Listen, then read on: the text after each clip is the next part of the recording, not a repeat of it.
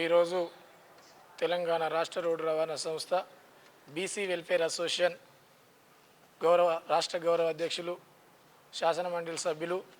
తెలంగాణ రాజ్యాధికార పార్టీ వ్యవస్థాపకులు మన తీర్మాన్ మల్లన్న గారు ఈరోజు ఎండి గారిని బస్భవన్లో మహాత్మా జ్యోతిరావు పూలే గారి జయంతిని బ్రహ్మాండంగా అంగరంగ వైభవంగా ప్రపంచానికే తెలిసే విధంగా మనకున్నటువంటి కళాభవన్లనే జరపాలని పెద్దలు గౌరవనీయులు మన ఎమ్మెల్సీ తీర్మాన్ మల్లన్న గారు ఎండి గారికి వివరించడం జరిగింది. వారి త్యాగాలను, వారు చేసినటువంటి సంస్కరణలను వివరించి ఎండి గారిని ఒప్పించి మెప్పించి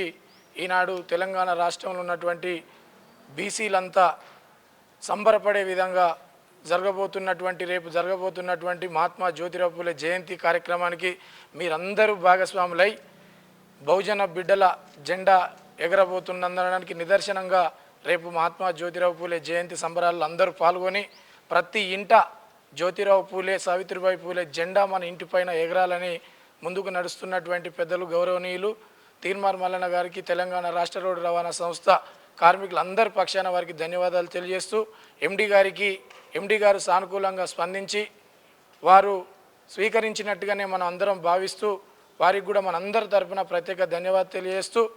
ఎండి గారి ఛాంబర్లను నేరుగా ట్రాన్స్పోర్ట్ మినిస్టర్ గారికి స్వయంగా మన గౌరవ అధ్యక్షులు టెలిఫోన్ సమాచారం ద్వారా మాట్లాడి ఎండి గారితో మాట్లాడించి ఒప్పించి మెప్పించిన